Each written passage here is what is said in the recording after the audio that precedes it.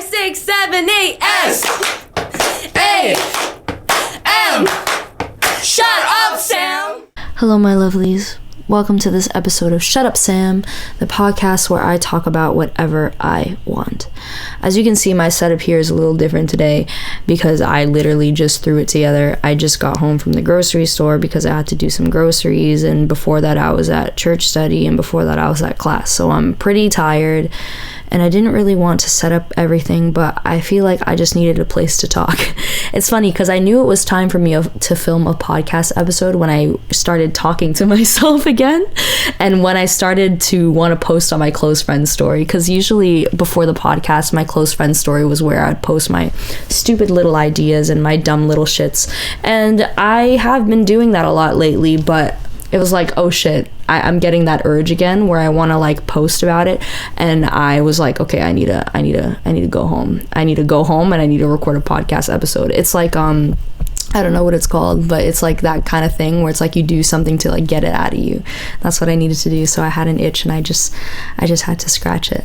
But just a little life update. I've been taking a bit of a break from podcasting. I don't know if like anyone is noticing anything at all, because like I don't fucking know who's fucking watching shit anymore. Could be fucking anyone at this point. But I haven't been posting to like this week I didn't post twice, and I usually made it a goal to like post twice in a week because I don't know, I just set goals for myself for some reason. Even when I told myself I'm not going to set goals for myself, I set goals for myself anyways. And then when I don't achieve those goals, I beat myself up about it, which is so crazy because it's like, well, I'm the one that set these goals in the first place. So then why am I complaining? But yeah, so I decided not to post twice a week because this season has been incredibly difficult for me, incredibly busy for me, and difficult. First, I got sick at the beginning of February, which I want to tell you guys about that. I got sick with like some terrible, awful cold, and then it became a fever, and then I got better. And then like people started commenting on my podcast about me cheating, which I expected, but I didn't expect it to happen so soon, but it happened. So then that kind of went on. And then I have the gig, and then I have the school, and then I have tutoring where I'm tutoring kids, and then I have my volunteering, and I have all these other things that I'm having to do, and I'm just being so overwhelmed. So for this episode, I kind of wanted to kind of zone in on what it's like to be 20 and living alone. What it's like to be 20 and living alone, and have been living alone for a while now, and kind of how hard that is, and also touching on things like needing validation, needing people, and how hard that is, and how that gets really annoying. But maybe it shouldn't be super annoying, but I don't know, we live in a world where it is annoying to need other people's help, and as much as that sucks, sometimes that's who we are, and maybe we don't need to be super ashamed about that. So I want to start with my fuck ass illness. At the beginning of February, I got fuck ass ill, and I don't know where. I think it had to do with my diet, meaning it had to do with the fact that I wasn't eating well, and it had to do with the fact that I go to school downtown, and I'm also being placed in a childcare center. So there's a lot of germs going around, things like that, and I wasn't eating well. I wasn't sleeping well. So I got sick, and I got sick like when I was preparing to do the gig, and when we were preparing Studio Mahila, we were preparing to record our single, and I got sick, and I was literally like, okay, it's fine, I'll wait till it goes over, and then I'll record, and then we'll practice, and yada da da yada da da. So I kept living my life because I'm terrible at resting. And I know this about myself, I know. And I know that it's a terrible thing, and I'm feeding into the whole capitalist system where we're praising people for killing themselves for the sake of product and efficiency. And I understand that I'm doing that, but it's like a drug. I'm trying to unlearn it, but it's really, really, really hard for me. So I was continuing to live my life. I was continuing to go to practice and to be singing for 3 hours. And it's really funny because I would like record, I would like rehearse, and I'm standing like 10 feet away from everyone else with like a mask on, and beside me is like Benadryl and ginger tea because I'm trying to like get my shit together to rehearse and all those things when I really should have been at home resting. Dumb for me. But obviously I got worse, and the illness kind of went away for a little bit. Like it went away for a short period of time, And then I went to a really hard rehearsal during a snow day, and I was driving people, and I was driving in the snowstorm, and I was cold, and then I got sick again. And this time it came back as like a fever, and it was really, really, really bad. And I was pissed at myself. I was so mad because I think I mentioned this in my fuck school episode, but I pride myself on my ability to do things when I am exhausted. I pride myself on my ability to push my limits. And I don't know why I do that. And it's so dumb. And I think that like, maybe it's just me, but I think we as a society, sometimes we confuse working hard. Like we take, self-sabotage, like hurting ourselves, as working hard, when in reality that's not the case. And we are working hard, but we're working ourselves to like sickness and illness, and that those things shouldn't be praised. But here I was, sick and ill and working hard because I didn't fucking know what else to fucking do. So I was really pissed at myself because now I couldn't praise myself on that. It's like, damn it, now I really feel like I have to rest or I'm gonna kill myself. Like I'm gonna hurt myself doing this. So it came a day where I had to go to placement, and I'm working with children, right? And I already felt uncomfortable that I'm like coming in not feeling the greatest because I don't want to give anything to the children. But I also know that in childcare culture, you're gonna get sick, like it's people's immune systems are really, really strong. And I was having conversations with people, and they were saying like, yeah, we get sick all the time, so I was like, okay, but I don't want to argue with anybody. But I woke up that morning and I could not speak which is a nightmare for Sam, because Sam loves to talk and yap and whatever. It was horrible. I couldn't speak. My throat hurt so badly, and I was coughing so much, and I coughed so much, and then there was blood when I spat out, and I was like, oh my gosh, I'm gonna die. So I'm like calling my placement. I'm like, I'm sorry. And it's so funny because like I think like I sounded horrible on the call. I was like, I'm sorry, I really can't do this right now, like and they're like, okay, stay home. But I felt so defeated because I'm coming off of rehearsal with Studio Mahilo, and I'll be honest, I wasn't feeling super confident at the time. Not only that, I was sick, so I wasn't singing my best, and I'm not doing my best work, and I still have tests, and I still have in-class graded components that I'm not able to that I must complete in order to get the grade, and I'm sick and I'm tired, and I just feel so defeated. And I remember so vividly, I woke up and I just started crying, and I was like, I just want somebody with me. Oh, hi Kat. I feel like I'm the kind of person, I don't know if it's obvious, but I'm the kind of person that needs a lot of validation. I'm the kind of person that needs a lot of company, and I beat myself up about it because it goes against the kind of person that I want to be, which is, I guess, is a robot. I want to be a fucking machine. But I know that that's something that's just a part of me. I need people there to feel good. I need people to listen to me. I need people to hold me. I need to be comforted, to feel better. And that's just the reality of who I am, and that's not something I should be ashamed about, but it was something I was really embarrassed about at the time, because I didn't want to ask my boyfriend, and I didn't want to ask my friends, and I didn't want to ask my parents to help me, because, well, one, with my boyfriend is, I actually don't remember, I think I didn't want to get him sick for sure, but I don't know if he was busy at the time. With my friends, it's like, you guys have your own lives, like, I don't want to be bothering anybody in that way. And with my parents, it's like, I don't want to let them down. I'm a big sucker when it comes to like adults in my life, because I want to make people feel proud. I want people to be proud of me. And I feel like whenever I'm weak, they're not going to be proud of me. They're going to wish that I was more of an adult, quote unquote, and I stomached it, because we associate adulthood and maturity with stomaching pain and swallowing our problems, when in reality that just adds to the problem. And we should really be speaking up about these things and reaching out to people, because we need community. We're humans. Like, we built our society off of taking care of one another, and that's such a beautiful thing that I feel like we're losing. And it's sad, because I feel like I contribute to it every single day when I hold the philosophies that I hold, and I praise myself for the things that I praise myself for. I praise myself for doing things alone when I need help. I need help all the time. And I don't think that that should be something that I should make myself feel bad about, but yet I do. So what happened is that I was texting my dad, which is already abnormal because I don't text my father back usually, which is bad. I'm sorry, Dad. I really do love you. I'm just a terrible texter. But I texted my dad back because he was asking, hey, Sam, are you okay? And I'm like, no. And he couldn't see it on text because I wasn't, you know, I was texting, but I was really like, no, I'm not feeling okay. And he was like, what's wrong? I'm like, I'm sick. And he was like, how bad is it? And I'm like, bad. Or I think I said something along those lines. And then he just texted me, okay, I'm coming. And I'm like, yeah. Like in my mind, I'm like so happy, but I'm also so sad that I'm happy because I feel defeated.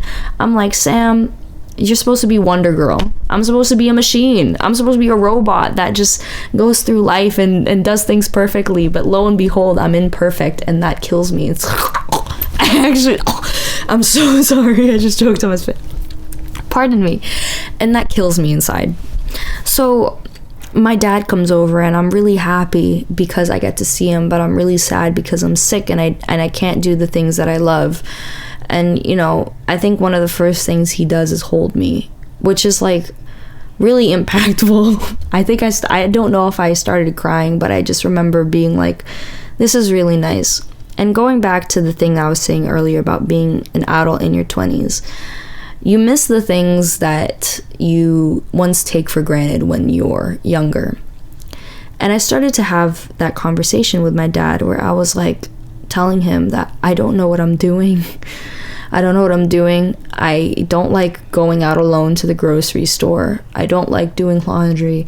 I don't like cleaning my bathroom. I didn't even know that was a thing I had to fucking do. I don't like taking out the trash. I don't like shoveling the snow. I'm exhausted. I'm tired. I'm not ready for this. I don't know what I'm doing. And he's listening to me because, you know, that's who my dad is. He's a good listener. He's listening to me and he's watching me cry and he's consoling me. And, you know, I tell him, like, I think this is when I started to break down, is when I told him, I miss when you would cook for me. I miss when I'd come, oh, I'm getting choked up. I miss when I'd come home and there's food on the table. I miss when I'd come home and someone goes, welcome home. And these are the things that you don't get now that you're older, now that you're living alone. And I really miss those things. I really do. I beat myself up for it because I feel like I should be someone that can live alone. I should be someone that can stomach being alone. I should be someone that doesn't need help. But I need help. I need help, and that sucks. But I need it. I need it. I do. And that shouldn't be a bad thing. And it shouldn't be a bad thing for you guys either. I feel like we all stomach things alone. And I think there's some people that are really, really good at it. And, you know, kudos to you. But I think there's some people who need company to be their best selves. And I don't think that that should be a bad thing. I think that that's such a human thing. And I think that that's such a beautiful thing. But I was telling him all these things that I missed. And I missed, like, I just missed having people to come home to and, like, really speak to. Because, you know, me and my sister, I love my sister to death. But we have our different lives. She's also dealing with the same things that I'm dealing with. She's working. She's trying to put food on the table. She's also out there shoveling snow and putting out the garbage and all those different things. And it just gets hard sometimes. And my dad, and he's listening to me, and it's so sweet. And he's you know, he tells me that he's going to be over more, which I think is such... It gave me a lot of relief, because that's been something, like a conversation that I've been wanting to have for a while, that I think I need some people home sometimes, but I was too scared to have. And, like, I think, like, at the time, I was already grappling with this idea that it's like, fuck, I need to ask for help, and that's embarrassing.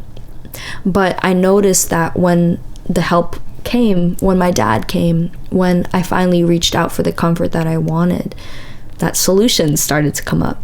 that my dad was willing to come and see me more often, that he was willing to come help out at the house more often. And I wouldn't have achieved these solutions if I didn't reach out for help, if I wasn't vulnerable, if I didn't cry in front of him, if I wasn't honest about the way that I feel. And I think like that was like another like stone in the wall that was telling me that it's good for me to be honest with people and to show my emotions. And I was really happy that I was able to do that, and that we started to build these solutions. But I was still really upset. I was still really sad because I felt bad about crying in front of my father, and I felt bad that he had to come over now to take care of me. And he was telling me, he was like, okay, Sam, you're sick, you should stay home from school. And I was like, yes, Dad. But in my mind I was like, I'm not staying home. Or because there's like, in my degree, there's a lot of in-class graded components, which I also hate, by the way. I mean, I love it. I understand, well, I love hate. I understand the intention that it's like, I really want you to be involved with the course content, but I also feel like it removes a lot of accessibility. I don't know if I've talked about this before. I think I did in my episode with Matthew, but I think like remote learning was such like a nice thing to have, because it's like when you're sick, genuinely sick and bedridden, you can still engage with course content. But now we don't do that anymore, and I get it, but it was really hard. So I forced myself to get up, and it was like a 9 a.m. and I am from Scarborough, downtown. I was up at 6 in the morning, exhausted out of my freaking mind, sick out of my mind. And I come to school and I'm thinking to myself, like, am I in love with pain? Why am I here? Well, I'm here because I want the grade, but it's also like, damn, like, fuck, why am I doing this? So I go to school and I'm so exhausted. You know, something I just realized, it must be funny because somebody might be listening to this and it's like, does she just cause her own problems? And it's so real, because it's like, I probably am the problem. I think I am the problem. I cause a lot of my stress, but I also believe that I cause a lot of my stress because of a lot of the things that I've experienced. So it's like, chicken or the egg, 6 or 7, who knows? But anyways, so I go to school and I'm just having a terrible time, and I come home. I come home and I open the door and I hear my dad, and he goes, "Welcome home, Sam." He goes, "Welcome home." And see, there it goes again. I take my shoes off, and like my dad comes up, and I'm like a child. I drop my stuff and I go, "What?" I go, "Dad, I'm so tired." And he just gives me this big hug. And it was just like such a nice thing, because it was something that I haven't felt in like so long, because I've been, alone for a while. And that just meant so much to me, to like, this must be crazy to someone listening. It's like, what the fuck is she crying? What the fuck is she going on about? But it was so nice that I was just crying in his arms, and I feel like I cry all the time. But as of this year, I feel like I haven't had the opportunity to cry a lot, because I've just been like sprinting into all these different goals, like, and I was just breaking down about how exhausted I was, how just how tiring life is. I had this I'm starting all these different hobbies that I want to continue because they make me happy, but I don't have the time to because of school, and I'm forcing myself to juggle all these different things. And I want to be the best. I want to be great. I didn't want to be average. I wanted to be someone that was really, powerful and strong and got great grades and and people were like, wow, look at her go, and all these different things. And I wasn't at my state to do that, and I was really beating myself up about it. And like my dad was telling me, he's a great guy. He was consoling me, telling me all the right things about how, like, you need to take care of yourself. You're doing a good job. I'm proud of you. Like, he's saying all these different things, and I needed to hear those things. And this was the part that resonated with me the most about our conversation, is when I kind of went like, he kind of went, "Sam, as long as you do your best, you're gonna be fine." And then I went, I don't want to do my best, because my best looks like me taking on the world, looks like me stomaching everything. And I told him I don't want to do my best anymore because it's hurting me. And then he said, then just do enough, because you're enough. Just do enough, because that's enough. And I was like, It was just more waterworks from there, but that was just so touching. And I feel like that's just like, it's such a good lesson to those who, you know, overwork themselves. I don't really know if my audience are people that overwork themselves. I think I'm one of the, you know, maybe there are people out there that will be listening to this and do that. Once again, I don't know who the fuck is listening. It could be fucking anyone. But doing enough is enough. You don't need to do your best, because your enough is your best, or your best is enough, or vice versa. It's good no matter what you do, whether you do enough or you do your best. And for me, enough can look like me not taking notes during a lecture. What? Me not doing a reading. What? And guess what? After that conversation, I started skipping my readings. And you're probably listening to this and being like, what a fucking nerd. I fucking skip my readings all the time and I get 80s and 90s and fucking whatever. Well, listen here, Buster. I skipped a reading and I enjoyed it. You know what I did with that time? I don't even remember. I probably did other things, but you know what? I had more time on my hands and I skipped a reading and I was like, yippee, yippee, yippee. And I feel like the lesson that I learned from my sickness is that my enough is good enough. Crazy concept, right? Your enough is good enough. You don't need to push yourself to the breaking point to be good. You're just good because you're you. And that's like so fucking sick. So then I'm this new me who's skipping readings. But I'm still really busy because I started taking on more things, but that's besides the point. So I'm this new me now, and I have all this time on my hands, and it's really great because I'm, going about and doing my thing. And low-key, I lost my point. I was like speaking and I completely forgot my point, and I feel like that was the first time that this happened on the podcast. So look at me, a bunch of firsts going on over here, a bunch of firsts. I think like it's really hard to like do this because I'm still imperfect, but I also feel like within this podcast there's like a charm in my imperfection that isn't always there because I'm human.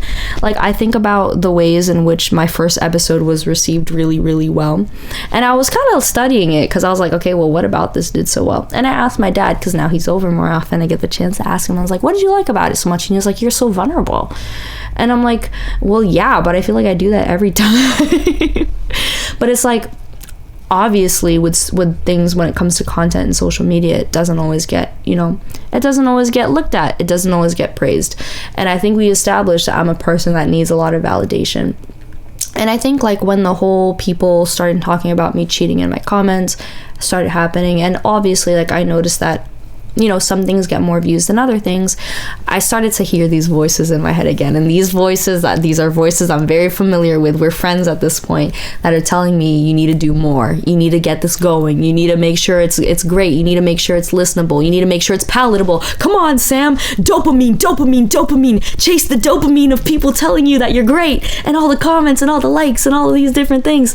And like, I mean, I think now I'm so familiar with this little friendly voice inside that I'm like, okay, voice, you better shut the fuck up. And I think that's why I also took a little bit of break from podcasting after I recorded my episode with Matthew, because like I just revealed online that I cheated on my boyfriend, and I'm not, I may be stupid, but I do understand that there's people that are watching that knew me from before, and it's like, this is a lot of pressure. This is a lot of pressure, and I think I need to take a break. So I took my little breaky break, and it was nice. And I think like it was really hard though, because like once again, I think I mentioned before that I kept having this voice in my head that was like, oh, I need to make the podcast. And I think like that goes back to like we especially people on social media who are making content in any which way, whether you're like talking to people or whatever, like social validation and needing social validation is like something I feel like is so ingrained in our culture. It's really hard to find people where that doesn't affect them, like the way that they are perceived doesn't affect them. And I think for me especially, the way I'm perceived very much does affect me. And I think like that's really hard, because for me as a vulnerable person, I guess, or like maybe not even, but as a person that's really bad at not being like, when I'm not myself, it's very clear and very like, what the fuck is she doing?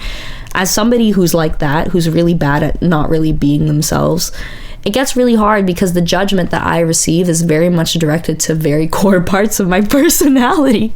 And I'm like, oh shit, owie, owie, owie. And I think about my friendships, and I think about like friendships of the past, and I think about how a lot of this thinking has gotten me into a lot of trouble, like wanting to change myself to fit in and needing validation. And I think what scared me is that when I got on this podcast now and I'm doing this podcast, I noticed that those feelings were starting to come back, that it's like you have to be a certain way to be able to do this. I think like another reason why I delayed filming these podcast episodes was because I didn't feel like my thoughts were good enough. I didn't feel like my thoughts were fun enough. And I think like I started to notice I was getting into a bit of a danger zone, and I didn't want to quit doing this because like I think this is fucking fun as shit. Hello, a platform where I just get to talk about whatever the hell I want, and some people listen, some people don't. It's just fucking fun. It's like a video diary for me. I don't want to quit that. It's something that I love to do, and I think it keeps me healthy. Honestly, it really does keep me healthy having this platform, which is why I encourage all of you guys to do this as well. Get on a platform, fucking tag me in it, start a podcast, tell me about it, I'll follow you. And I literally would, because I don't know, I like supporting people. Like, it was really hard that I started to recognize that these things that I once loved for the purity of loving it starts to get intertwined with these things of like, I want the dopamine rush, I want to feel seen, and I want to feel liked, and I want to feel like I'm riding a wave, or things along those lines. And that was really, really hard. And I think that that's something that I still struggle with. I think the best that I do is I just try not to pay attention to those thoughts. And like, especially when people started commenting about me cheating, like that was really stressful, obviously, because like, oh shit, here we fucking go. People are gonna say things that they want on the internet. And like, obviously I knew that kind of coming into this, especially knowing that, I left a lot of people that had tendencies to get involved in other people's lives, just as I once did, so no shade, no judgment, but it's like, well, I knew that was what I was coming out of, so I knew that people were gonna say something. I just didn't expect it to happen in those which ways. And like I saw a comment on my accountability video about me wanting me to talk about like losing friends and like what that was like in that kind of situation. And the reason I bring that up is not necessarily because I want to go into it too much. I mean, I'll go into it a little bit, but it's because I feel like it kind of relates to what I was talking about at the beginning about needing validation, because I think that was just at the core. I'm hesitant to kind of talk about me losing friends in relation to that situation, because I don't want to talk about other people's lives. I don't like, once again, like the things that I say on here, they're not just my story, right? It's when I talk about other people, it's connected to other people as well. And I got permission from my boyfriend to talk about our situation. I didn't get permission from these people, and I don't really want to talk about that part of my life, because it's also like, time pass, we change, and it's like, well, I feel like that part was in the past, and it's like I just don't really feel like there's a point in much revisiting it. But I do see the value in that, so I'm fine to talk about it a little bit. So I think like the most that I can say about me gossiping and me lying with my past friends is that, once again, I'm a person that needs a lot of validation.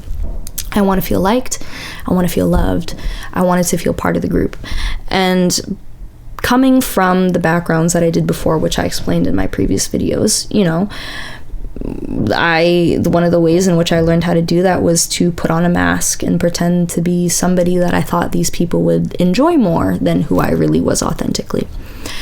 And that was the lying, like that was like I just did that, and it became me becoming a person that I really didn't want to be, someone who was really vain, someone who was really into the drama, really into like the chismis, if you're Filipino. Filipino, let's go, really into things like that. And I think like at the core, like I knew that wasn't really who I was. Like, I was never really interested in things like that, even just like as myself. But because I was, and it's not their fault, but what I'm saying is that, like, you know, when you're around people that are doing things and you want to be friends with them and you want to hang out with them, oftentimes you fall into doing the same things that they do, especially when you're weak like myself. So, you know, that kind of went on, and then I did a bunch of terrible things, as you guys know, and then I lost a bunch of friends. I feel like there's not much more to say about that other than, like, I was not a good, once again, like, I didn't really agree with the person that I was back then. And I needed a lot of validation back then as well. And I think now I still do. You know, I obviously, as you could just see, I needed all the academic validation and needing me to validate myself through my own standards. But I think, like, I'm a lot happier that I need more of that validation and less of the social validation. I think it's really powerful to not give a flying fuck about what people think about you. And I don't not give a flying fuck. I still give fucks. Like, I'm still a person. I'm still sensitive. Like, if you're gonna say mean things about me, I'm gonna be like, ow, I'm not gonna enjoy that. But, like, I feel like I have a better understanding now that people are just gonna say what they want. People are gonna believe you when they want to believe you. People are not going to believe you when they don't want to believe you. And something I do want to mention about when I lost those friends is that I feel like, you know, me at the time, I did really want to hold on to these friendships because obviously I didn't want to be alone. And because, you know, yeah, like, who wants to lose people? Not me. I didn't want to lose people. But then what happened, and I think it's a blessing in disguise, is that my life bloomed, and it was a beautiful thing. Really, it was a surprising thing. It was like a miracle. I call it a miracle because I don't know what the fuck kind of went on, but, you know, I was able to do all these new different things, meet all these new different people, and finally kind of, I feel, really sit into who I was. And I felt like who I was someone that didn't give a fuck about what other people think, and to just do what I want. And I feel like sitting into that, like, this philosophy is that I come as I am. I mean, obviously, I come as I am to an extent of, like, certain social and moral boundaries. Like, I'm not going to come as I am and kill someone, but luckily that's not who I am inside. I don't have those desires, but I be who I am. I be who I am. I act the way I do, and if people like it, they like it, and if they don't, they don't. And I think there was something so freeing about that. I felt like I finally had my life in my hands when I realized that this kind of social validation, even though it's something that I still do need in some different ways, letting go of that was just so freeing. You know what I mean? Like, once again, I think I said this in my first episode, but, like, having this power of a mic and social media, it's a lot. And I still, like, I'm still learning to wield this power wisely, but I think it's just great that we just have the autonomy to just do what we want.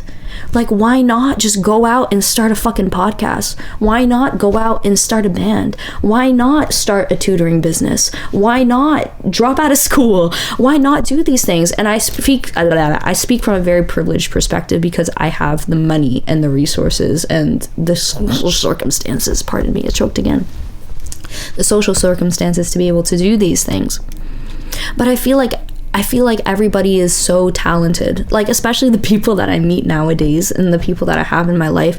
Everyone has so much potential to be doing anything that they wanted to, anything at all. And I think that that's so great. And, like, why don't we just do that? Like, why not just go out and be whoever and do whatever? And I think, like, that is in a way, like, wishful childish thinking, but at the same time, I really do feel like it's plausible. Like, we're so talented as a species, as, you know, people, as a community. Like, why not go out and share those gifts?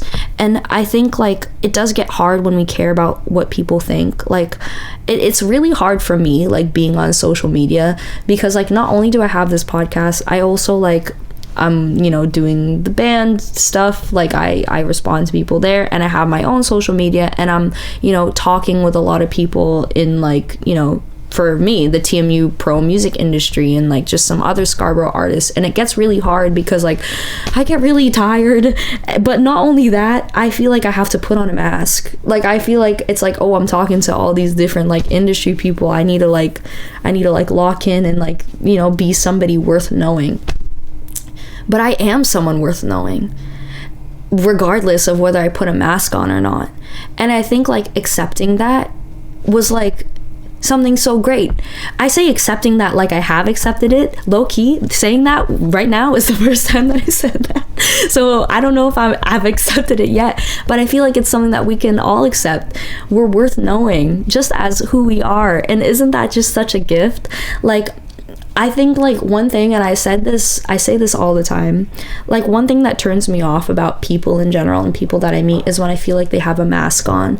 And for a lot of my life, I had a mask on, and still in some ways I do. And I feel like that's something that I dislike about myself, is when I curate myself to be a certain way on the podcast, on my social media, in the band, on stage, all these different things. Like it freaks me the fuck out like when I see myself doing that, because it's like, who am I? Like I feel like I lose a piece of my identity, you know what I mean? When I do that, I feel like I lose a piece of myself every single time. Like it's an injustice to all the things that I've experienced, that I'm not living life as myself. Because the greatest blessings that I feel like we have are the things that we've experienced. These things build who we are, our bodies of knowledge, and going out in the world and not sharing those true authentic things to yourself is almost like a disservice to the world. You know, I feel like we experience these things for a reason. We have these knowledges for a reason. And what's so beautiful about being human and being social creatures is that we can share them with each other. And it's sad because I think social media and needing social validation has made us really scared, because there's culture now. Well, there's always been culture, but now there's norms and there's things that we expect of people. And I think like everybody, like even myself sometimes, like we try to replicate this rawness, because it's like, oh, I love authenticity, like that's like a thing now, like, oh, I love when people feel authentic and feel really raw. But then how raw really are you? How raw are you? Look at me go. How raw really are you? How really raw are you? I'm doing this in every single episode. I need to like slow down so that I can speak properly. But yeah, how raw are we being? Are we even being ourselves? Are we being truly ourselves? I don't know, but who cares? Who cares? Just be and do whatever. You know, as I was taking my break, I actually created a couple of like little segments. They're not really segments, but they're like little things that I kind of made. But before I get into that, I wanted to mention, in light of a couple of people, you know, commenting about my personal life on my podcast videos, I felt like it would be a good idea to, you know, have a place where people can message me. And this is scary, but I don't give a fuck. Let's see how this goes. Because I wanted to do this as well. Like I wanted to have a place where people can submit questions, where people can submit topics that they want me to do in an anonymous fuck you, not you, me, in an anonymous way, where I can, you know, engage with them and maybe post about it on future episodes. And that way, no, that's correct. In that way, it gives me something to talk about that's a little more structured. And also, like, I just think that community building is great and fun, and why the heck not? And I could also release this email and it crashes and burns and no one messages me. And I could also release this episode and it crashes and burns and no one watches it and no one engages. And you know what? That's okay. That's fine, because this is just fun anyways. So I'm gonna be making an email. Woohoo! Email, because I'm not doing telonym. Matthew was like, do a telonym. I was like, no. I'm not 6 years old. So I'm gonna be making an email that you can message me at with your fake emails, because I know some of you have them, because I don't know how you're making all these YouTube channels. But you know, you can use an email and then you can message me, and then I will answer your question or do all these different things either through the email, or if I want to make it public, I can do so with your permission. I don't know. I'll see how that goes. So there's going to be an email in the description that you can use so that we can start chatting if you want to. If you don't want to, that's fine too. Just, it's there now. And then I created this thing called Random Thoughts. So over the weeks where I haven't been podcasting, I've been listing my random thoughts. Wow, it's so unique and special that I just wanted to share with you guys, because a lot of these random thoughts were built in like circumstance, and this gives me a way to like elaborate on these little random thoughts that I have, or these random ideas that I have in, you know, small little contained ways, because not a lot of these I think can become episodes, but I think they're cool topics. So my first random thought I had on January 29th, and it was, whenever I miss the summer, I just put on my bikinis and exist. So to unpack this, what happened is that I was, you know, doing a lot of work, as I usually do, and I love the summer. I'm a summer girl. I was born in the summer. My birthday is July 12th. I love to swim. I love the sun. I love the beach. I love the warmth. I love the summer so much. And I do love that, you know, we're out of school, because then I can kind of learn and do activities on my own accord, on my schedule first before my academic schedule. So I love the summer so much. And I think I was just really emotional that day over just fucking whatever, you know, I'm emotional about everything. But I was really emotional that day. And I was like, I really miss the summer. Like, I miss my freedom. I miss it so badly.